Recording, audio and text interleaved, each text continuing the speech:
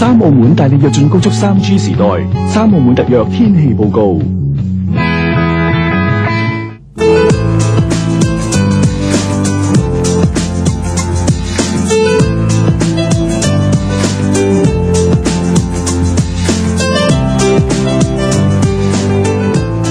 Hello， 歡迎收睇由三澳門特約嘅天氣報告。而家由我耶達同大家講下今日1月20號嘅天氣。今日多雲，短暫時間有陽光，早上有幾陣雨及薄霧，相對濕度介乎57%至83%之間，氣溫介乎攝氏18至26度，吹輕微至和緩北至東北風。今日空氣質量指數係介乎40至63，空氣質量水平屬於良好至普通。預測聽日空氣質量指數，路邊監測站同高密度住宅區係45至75，空氣質量水平屬於良好至普通。一般性監測站係35至55，空氣質量水平屬於良好至普通。今日自來水鹹度係每升63毫克，屬於綠色低鹹度級別。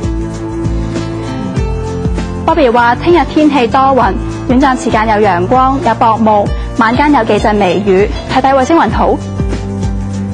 預料位於中國東南部嘅一道微弱高壓脊所帶嚟嘅一股偏東氣流，將持續影響本島天氣。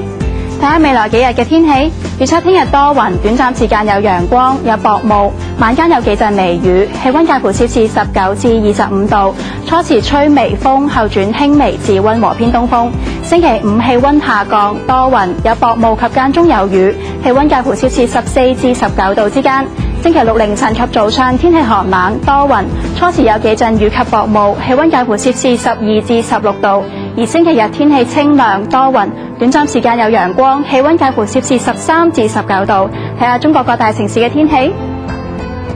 北京多雲，零下3至零下2度；上海多雲，12至19度；台北多雲，18至27度；廈門都係多雲，16至24度；廣州多雲，17至24度。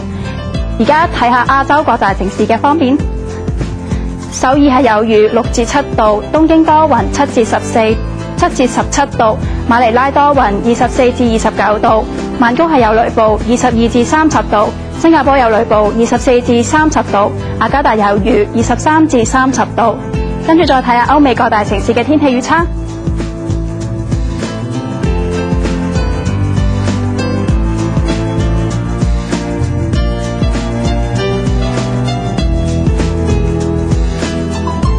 好啦，今日天氣報告完啦，拜拜。